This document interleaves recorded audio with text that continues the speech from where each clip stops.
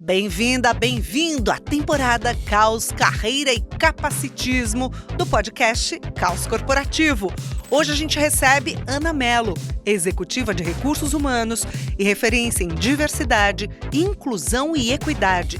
A partir da trajetória pessoal dela e da atuação no mundo corporativo, Ana traz uma visão estratégica e propositiva sobre como combater o capacitismo, ir além das cotas e reconstruir a lógica das lideranças nas empresas.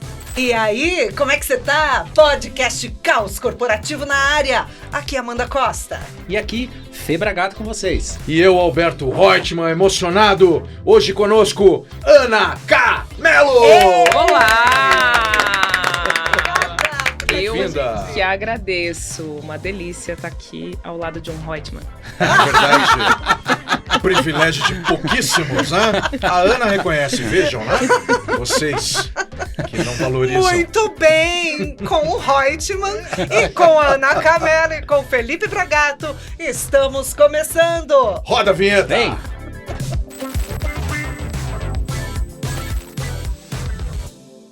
Como é que as empresas enxergam? Como é que as empresas contratam pessoas com deficiência? O que ainda falta para que a inclusão aconteça de verdade?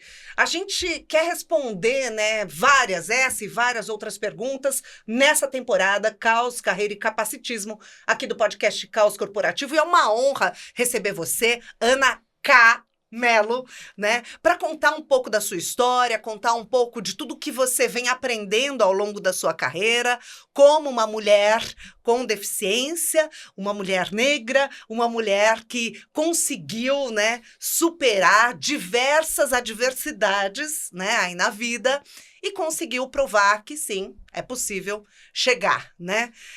Apesar que a vida é sempre um caminho, né, Ana? Exatamente, exatamente. A vida se faz caminhando, o caminho se faz caminhando. Bom, gente, muito obrigada. Uma honra estar aqui. Bem-vinda.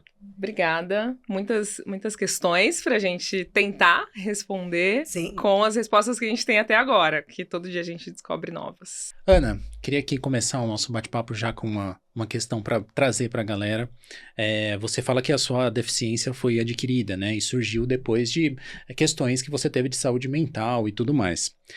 Como é que essa experiência te conduziu nesse caminho de, poxa, deixa eu também compartilhar para que isso seja de uma forma militante até, para que o trabalho com a diversidade pudesse impactar as pessoas? Fê, essa é uma ótima pergunta, porque não foi nada planejado.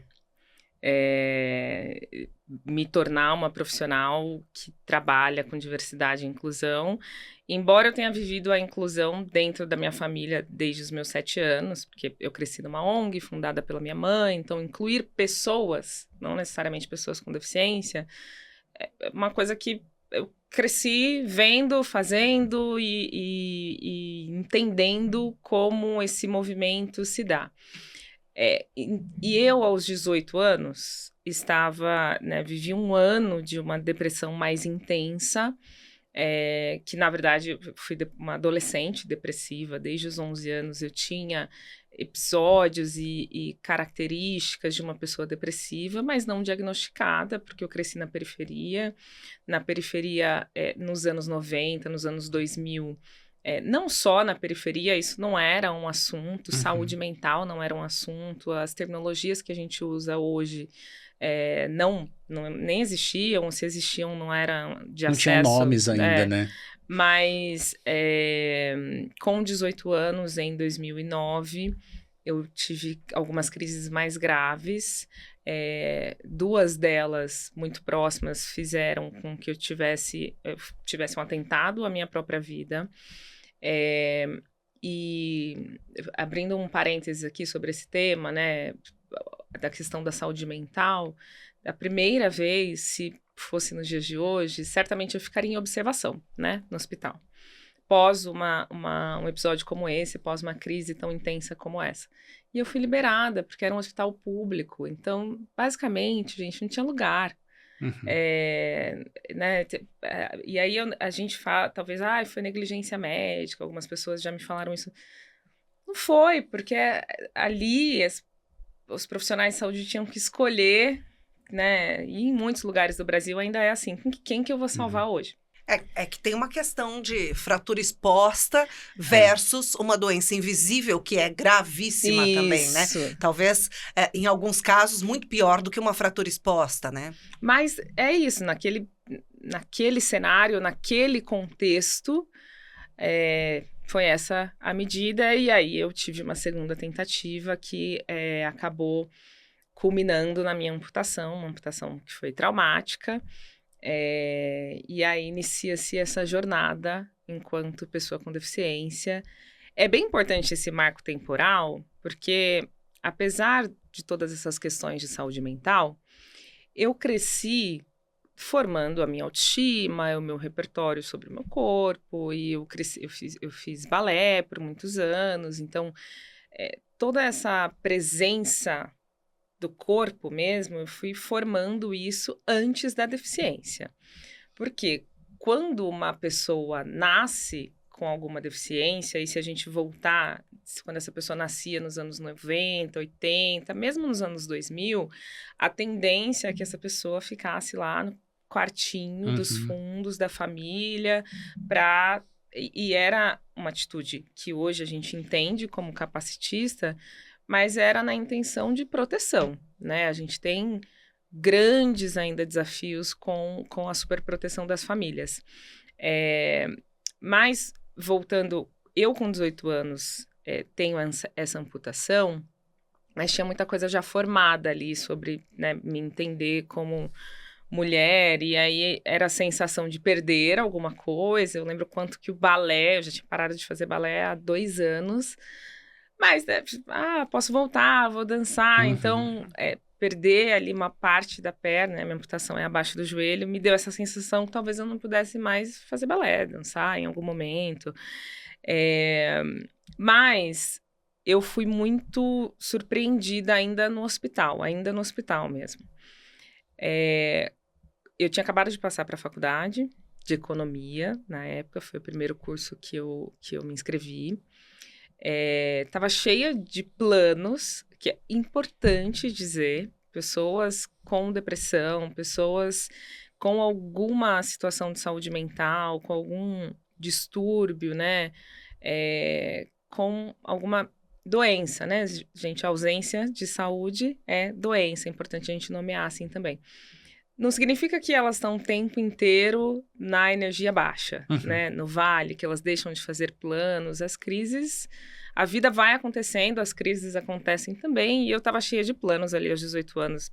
Passei para a faculdade, nessa Barueri, que é onde eu nasci, fui criada, é uma cidade com muitas empresas grandes, porque, enfim, políticas de imposto, eu acho. Então, eu tinha esse repertório de ter grandes empresas ali, eu queria entrar em uma dessas grandes empresas. Eu cresci com a minha avó falando que a caixa do banco era uma pessoa que tinha maior prestígio na cidade, então talvez, por que não, né, ser a caixa do banco? Então, tinha esses planos, e no hospital, no segundo dia, assim, quando eu estava já mais consciente, os médicos, a equipe de enfermagem passavam e, para me consolar, falavam coisas como: olha, veja pelo lado bom, agora você vai poder se aposentar. Eu tinha 18 anos. Muito simbolicamente, a faculdade que eu passei para a PUC, e a PUC estava com uma unidade em Barueri. E eu via da janela do hospital o campus da faculdade. E eu falava, gente, assim, o que aconteceu que passou uma borracha em tudo que eu estava planejando, né? O que está acontecendo?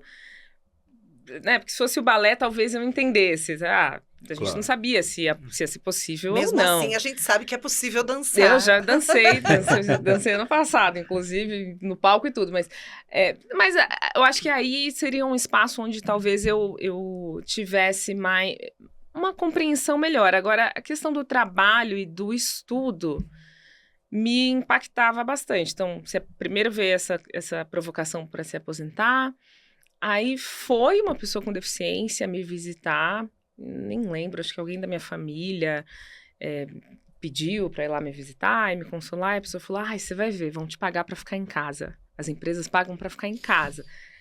Nossa. Aquilo já foi assim, e eu, como sobrevivi, né, a esse episódio traumático, eu estava muito convencida de que, bom, se eu sobrevivi é porque eu tenho que ficar aqui, então eu vou fazer alguma coisa aqui. Então eu estava com uma ânsia de viver, apesar de ainda estar no processo mais agravado da depressão, mas eu estava com essa ânsia eu chamava de pagar o milagre na época, assim. Então, aquilo foi me causando um desconforto, e aí o último convite foi, olha, você vai poder ser atleta.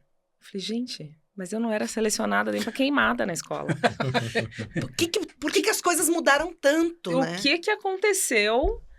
E eu só fui entender que era a deficiência um mês depois de ter alta. É claro, né, nesses episódios no hospital, é evidente que eu me entendia, porque as pessoas falavam, você vai poder comprar carro com desconto, fila preferencial, como se fosse assim, olha, aqui estão os seus prêmios de consolação, e que, na verdade, eu estava entendendo como um grande cancelamento das possibilidades que tinham para mim 24 horas antes, enquanto eu tinha as 2 pernas inteiras. E aí, com um mês, ia ter a primeira vez da minha cantora favorita no Brasil, Beyoncé. Certo. Foi exatamente nesse dia que eu me tornei militante com o episódio que aconteceu lá. Já tinha comprado ingresso, que a gente naquela época comprava muito antes, foi um sacrifício para comprar. E aí eu falei, bom, eu vou. Toda a minha família contra, né? Porque eu não tinha protetizado ainda, na verdade tinha um mês fora do hospital, 40 dias ali de amputação, talvez. E fui. E aí eu pesquisei tudo que tinha que ter para pessoas com deficiência no estádio. Liguei na operadora de ingresso na época, perguntei. Não dá para converter o seu ingresso em meia, porque você já comprou, mas você pode vir, vai ter um setor lá, porque é lei. Imprimi as leis que me dariam acesso a um lugar adequado, e fui. Né? Conseguimos, o que eles abriram exceção, porque eu tinha comprado o ingresso, eu e meu primo era menor de idade. E eles abriram exceção para ir com a gente um acompanhante, outro acompanhante maior de idade, porque como a amputação era recente, minha mãe foi contrariada. A sua mãe foi para o show. Foi para o show, certo. Contrariada. E olha que ela ama shows, tá? Mas esse, claro, Ela né? tava com medo. Claro. Ela tava pensando, evidentemente, em outra coisa. Fomos. E, gente, era o meu sonho. Eu cresci vendo ela cantar, era a primeira vez dela no Brasil, era assim, um momento muito especial para qualquer pessoa que tem uma admiração por alguém, ver se alguém performando, chegar perto, ou ir a um show, ou ir a uma peça de teatro. E aquele era o meu momento. E ele foi sendo desconstruído e se tornando traumático do início ao fim. Porque eu fiz toda essa preparação. Primeira coisa, né? O carro chegar mais perto. Aí tinha que abrir a porta, mostrar a minha amputação para os agentes de trânsito liberarem. Isso a cada barreira. Foi no estádio do Morumbi na época. E chegamos mais perto. Quando eu cheguei na entrada, que me informaram nessa ligação, me responderam por e-mail, tinha um e-mail, ninguém sabia de nada. Não tem isso. Não tem isso o quê, gente? Não tem isso. Resumindo, eu estava com tudo impresso, reunido, informações, eu fui direcionada a um espaço que não era um espaço reservado, era só um espaço que estava vazio. Embaixo, assim, atrás... Camarim. Atrás do que é o gol, quando tem jogo, que dava para ver o palco muito longe, mas minha preocupação não era estar perto, né? A minha preocupação era conseguir me locomover e estar segura, né? Porque eu sabia que no meio da multidão eu não ia ter essa segurança. E para minha surpresa, quando eu cheguei, eu fui conectando os pontos com as coisas que me falaram no hospital. porque só tinha eu de pessoa com deficiência ali. Tinha mais uma pessoa, uma mulher, com gesso no pé. Então, ela estava com mobilidade reduzida temporariamente. E aí, falei, gente, cadê? Cadê essas pessoas, né? Cadê essas pessoas que tem No algo show, aqui, elas né? Publicamente elas não estavam, né? Então, já me chamou bastante atenção. Antes você não tinha pensado sobre isso Antes ainda? eu não tinha aberto, não tinha descortinado essa realidade para mim. E aí, um pouco antes de começar, eu quis ir no banheiro. E aí tinha, perto desse lugar, um banheiro químico, dentro do estádio, mas tinha um banheiro químico instalado, o piso completamente molhado, e o outro banheiro era 20 degraus abaixo, assim, é um banheiro embaixo do estádio, e tinha que descer os 20 degraus. E aí, eu fui perguntar para o segurança, olha, se eu for usar esse, eu vou cair, não tem outro, né, aqui mais perto, nessa região, porque é a região dos camarotes ali, só que, obviamente, não iam colocar a gente no camarote.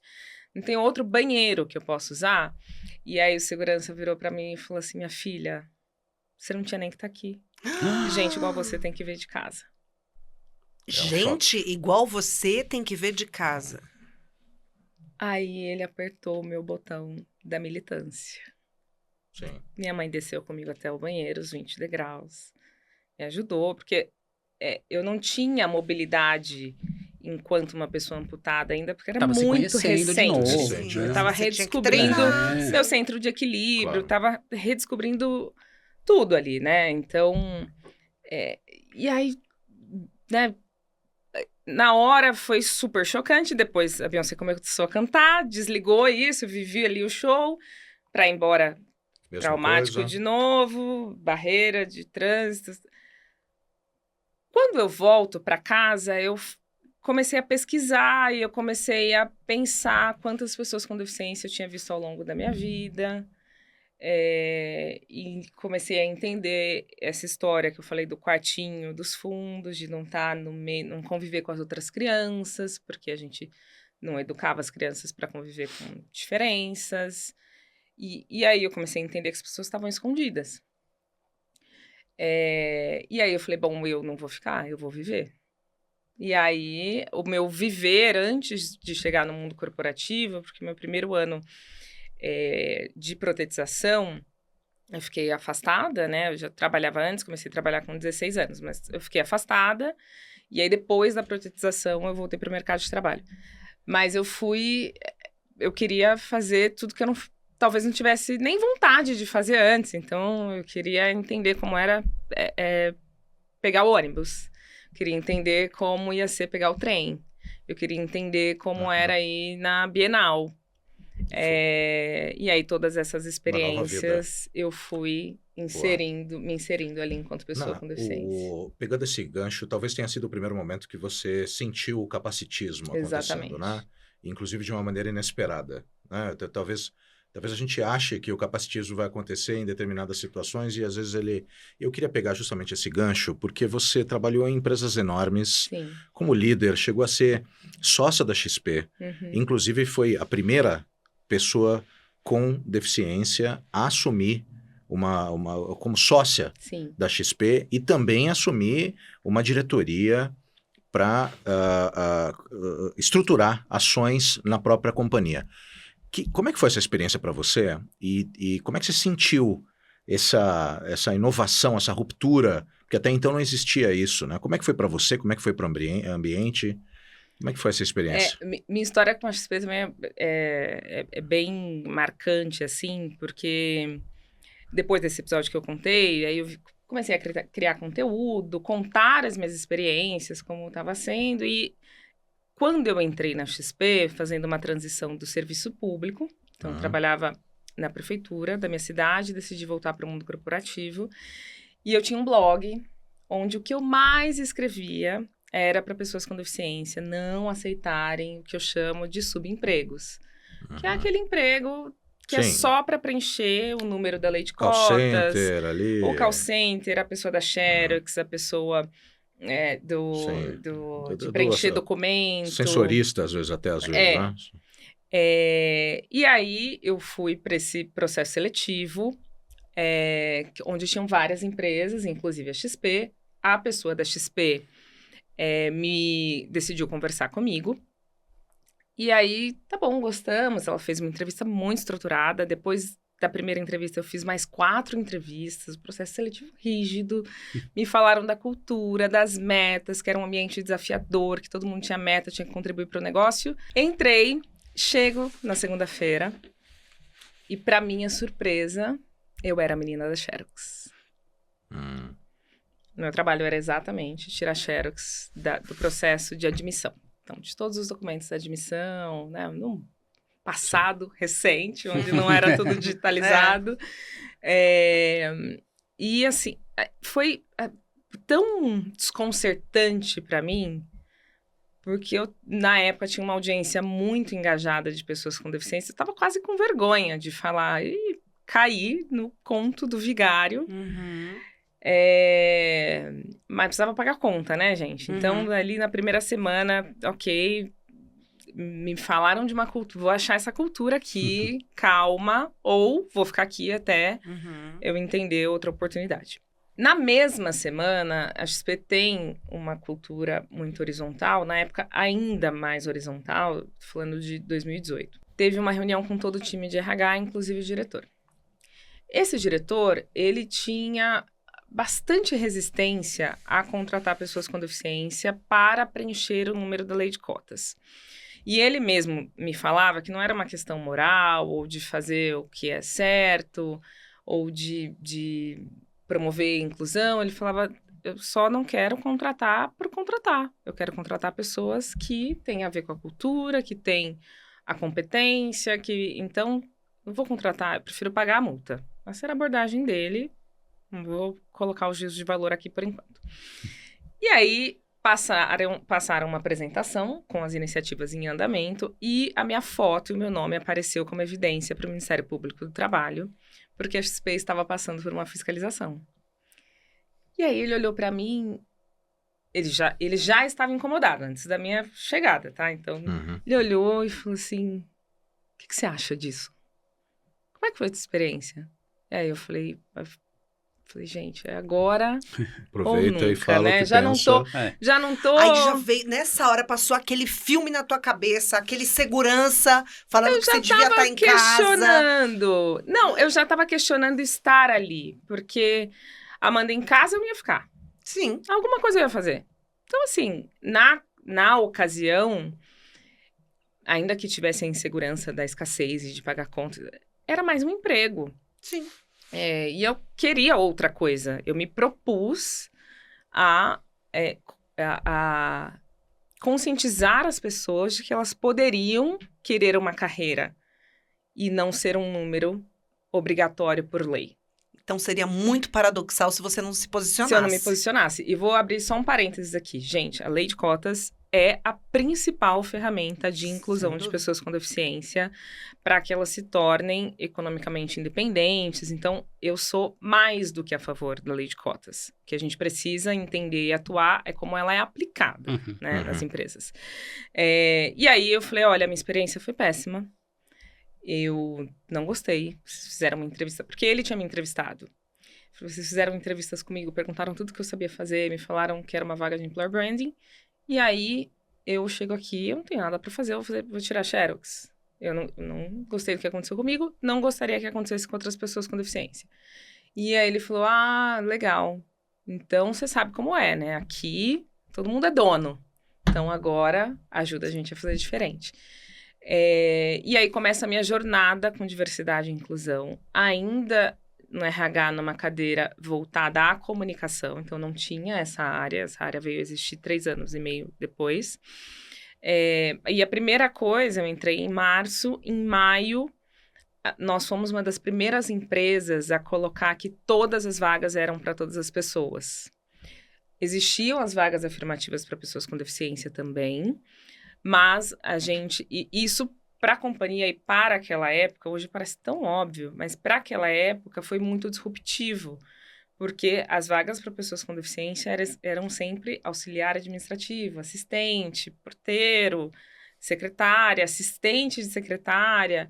Então, em todas as vagas, fossem elas de gerência, diretoria, tinha essa assinatura dizendo que era para todas as pessoas. E aí, eu fui a 8ª pessoa com deficiência a entrar na companhia.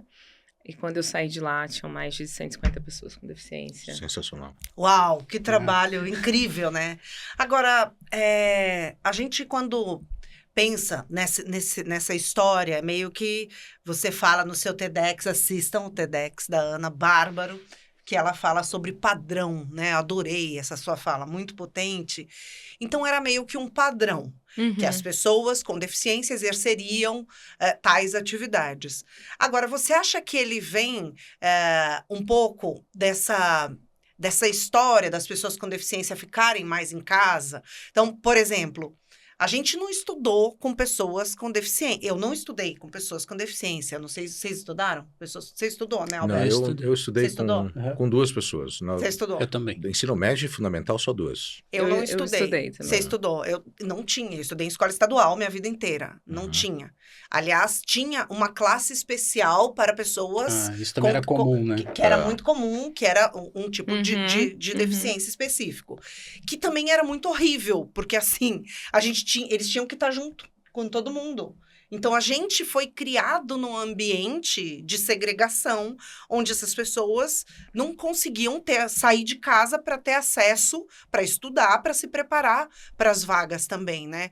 Então, você acha que essa parte, essa preparação, essa oportunidade de se preparar para outras vagas, assim como você teve, elas já vêm acontecendo com mais frequência? Se a gente pensar nas raízes do capacitismo, né? Uma delas é uma raiz médica mesmo, né? Que associava a deficiência à incapacidade produtiva. E a gente precisa compreender e aceitar, se a gente não aceitar, a gente não transforma, que nós somos fruto da sociedade que fomos criados. Sim. Então, para eu parar de reproduzir alguma coisa, eu preciso entender que eu reproduzo. Preciso aceitar e não entrar em conflito e achar que eu não sou capacitista, porque eu não quero excluir. Então, só que a importância precisa querer integrar. Porque integrar é super difícil. Eu cresci com alguns valores familiares, você com outros, você com outros, você com outros. Aí fui para a escola. Integrar na escola já é super difícil. Eu nem estou colocando a deficiência aqui, estou falando de pessoas. A integrar no trabalho, achar a sua turma, achar quem vai tomar o café com você na hora do café. É difícil. Então, se propor a integrar pessoas, a criar um ambiente de integração, é muito desafiador. E quando a gente fala de inclusão de pessoas com deficiência, adicionar esse elemento demanda que as pessoas, todos os profissionais, todas as profissionais envolvidas se preparem. Então, eu adiciono uma complexidade que vai depender da vontade das pessoas genuína de querer integrar. E aí, por isso que, voltando no que você falou, eu estudei com pessoas com deficiência, mas era nessa classe, que era uma classe só de pessoas com deficiência, e os alunos e as alunas podiam se voluntariar para assistir às aulas junto com essa classe. E como eu fazia balé, eu sempre participava das apresentações de dança dessa turma, junto com essa turma. Mas qual que era o recurso ali? As professoras eram preparadas para aquela turma.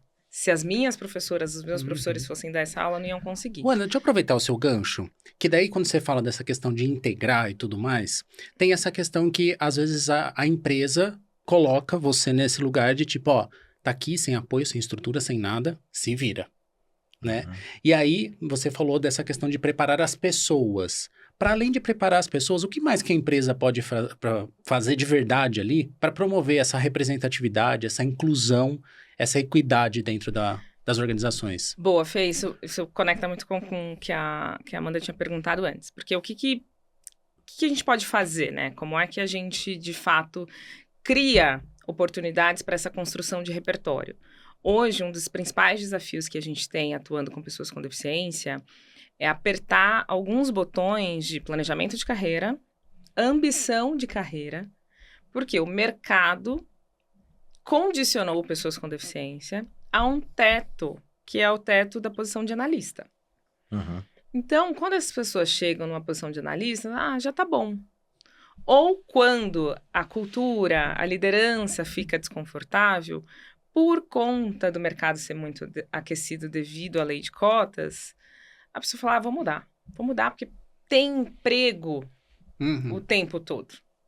Então, o desafio para chegar em posições de liderança, né, chegar numa posição acima de uma posição de analista, é um desafio de integração e de propor um ambiente que vá adicionar repertório de código do mundo corporativo, de se entender num planejamento de carreira, de aprender a fazer um PDI, que é um plano de desenvolvimento individual, de se entender enquanto profissional. Uma das coisas que eu mais falo quando eu tenho conversas com pessoas com deficiência no ambiente corporativo é: preciso que vocês se entendam como profissionais. Qual é o seu valor agregado enquanto profissional para essa empresa? A primeira pessoa que precisa tirar o entre parênteses PCD do nosso sobrenome somos nós. Às vezes a gente transfere isso para a companhia. E preparar as pessoas para liderar, para receber pessoas com deficiência, a gente separou, eu acho que foi importante separar, mas a gente separou como eu lidero um time diverso, como eu sou par, né, de pessoas que têm algum marcador social de diversidade, de como eu trabalho em time. E liderar de maneira inclusiva não é liderar de maneira inclusiva para uma pessoa negra, para uma pessoa com deficiência, para uma mulher, para um homem gay, Não, liderar de maneira inclusiva é liderar melhor para todo o seu time, é liderar melhor para a empresa. Então, a gente precisa promover integrações e jornadas de desenvolvimento para todos os níveis hierárquicos da nossa companhia, que tenham esse elemento de integração e que seja integração para que eu reconheça o que a gente chama, né, a vantagem da diversidade, são backgrounds diferentes, vão nos levar a soluções mais inovadoras e lucrativas. Eu não vou conseguir acessar essa vantagem competitiva se os seres humanos envolvidos naquelas relações não conseguirem reconhecer valor no outro. É verdade. Esse é o desafio da integração. Ana, eu queria que a gente está caminhando para os nossos finalmente, e eu queria que você trouxesse duas mensagens. Uma para as pessoas, para os PCDs e para as PCDs que olham esse mundo em constante debate, mas até certo ponto raiva, exclusão, para que elas não queiram ficar guardadas nos seus quartinhos.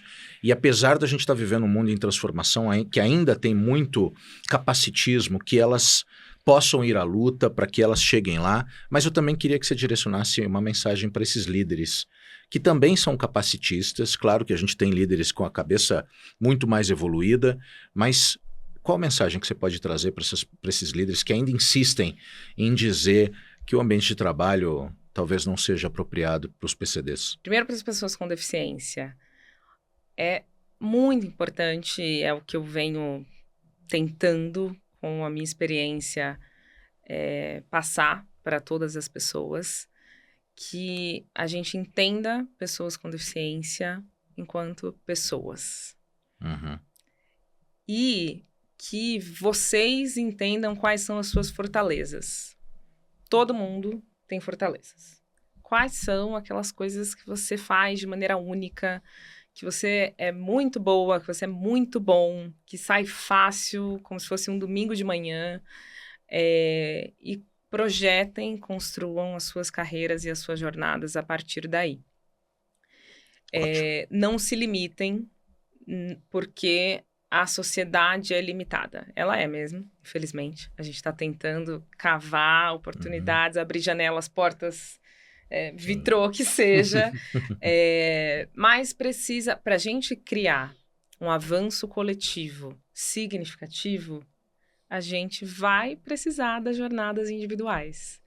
Então, para o número, por exemplo, né, 5% das pessoas, dos empregos do Brasil, de todas as pessoas empregadas do Brasil, só 5% são pessoas com deficiência.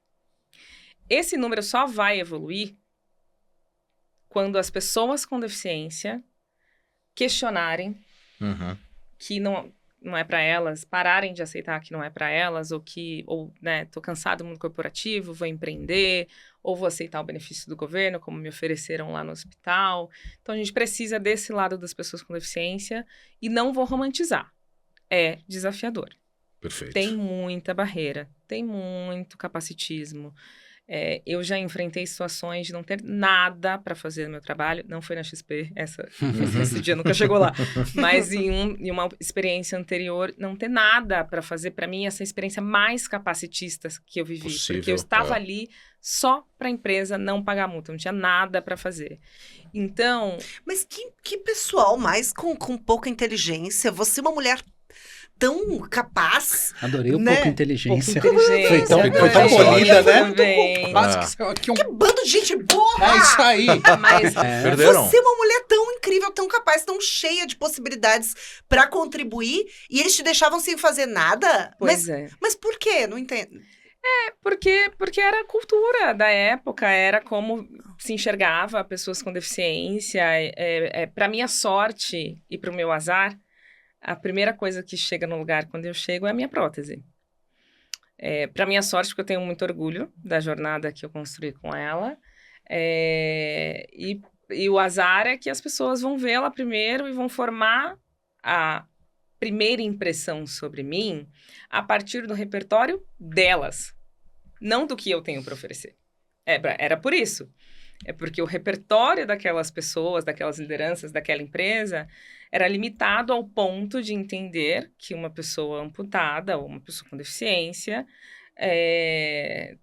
não poderia agregar nada profissionalmente, mas já que tinha que estar ali, e era melhor não pagar a multa. Né? Exato. Mas, Ana, é muito louco, porque assim, a maior parte das atividades que a gente desenvolve no mundo corporativo, assim, me corrija se eu estiver errada, mas a maior parte das coisas que a gente faz, inclusive, a gente faz sentado.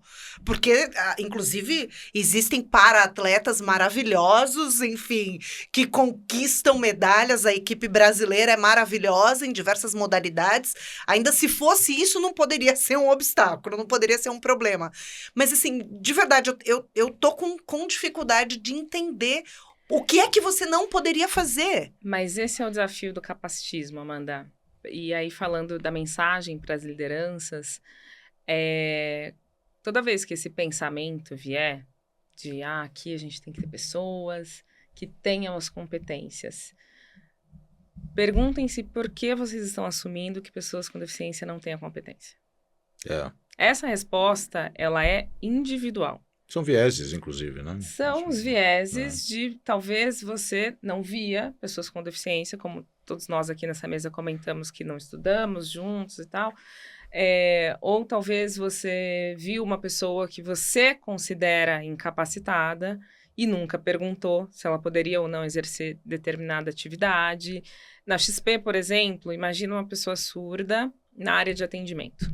No automático, nós... Você fala que não dá, né? No automático, na primeira resposta. Depois a gente faz a reflexão falando, vamos ver, né? Nós que estamos aqui inseridos nesse tema e que pessoas que se propõem a explorar, de fato, jornadas para incluir. Mas a primeira resposta, o piloto automático, vai nos levar para o não. Então, meu convite para as lideranças você não precisa abrir mão. Se meritocracia é um valor para você, você não precisa abrir mão da meritocracia para ter pessoas com algum marcador social de diversidade no seu time, para ter um time mais diverso. Você precisa abrir mão dos seus vieses. São coisas diferentes. Eu não necessariamente preciso tirar a meritocracia. Esse é um tema que poderia dar outro podcast. Mas eu não preciso tirar da equação para incluir. O que eu preciso tirar são as barreiras que a minha cabeça coloca. Então, uma pessoa com deficiência não pode fazer isso, não pode atuar em determinada área. não pode, uma pessoa surda não pode atuar na área de atendimento, a Ana, enquanto uma pessoa amputada, não pode, sei lá, agora em tempos de trabalho remoto, não pode trabalhar presencial. Pergunta para a pessoa. Esse é meu único recado. Pergunte-se para você por que você acha que não, e depois pergunte para a pessoa. Não existe nenhum constrangimento. O constrangimento é você assumir que não dá sem perguntar para a pessoa envolvida. É sensacional. Que bem. Ana, que papo gostoso. Ei. Obrigada por Obrigada. compartilhar a sua história com a gente, com os nossos ouvintes e telespectadores. Obrigada mesmo, sua história é emocionante, inspiradora. E que você siga aí, em breve vai contar pra gente pra onde é que você tá indo, né? Ela tá numa fase que o Alberto, de uma maneira muito chique, Que ele legal. chama de, como você... Between Jobs. Between Jobs. Between Jobs. Não é chique? Chique. Acho chique. Uhum. Então, a Ana está Between Jobs. Em breve você conta pra Em breve, gente pra em onde breve. você Quando for vai, pro ar, volte. Quando for pro ar o episódio, provavelmente as Talvez. pessoas já saibam. É verdade. Né? Quando vocês Sucesso estejam. na sua nova Obrigada. jornada, que você continue inspirando, ensinando muito, inspirando todas as pessoas que têm a honra de se aproximar de você. Obrigada.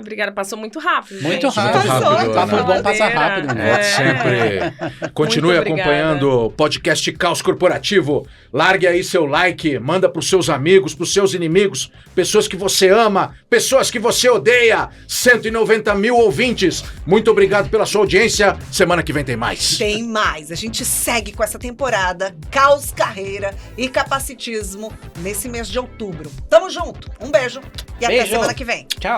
Fui!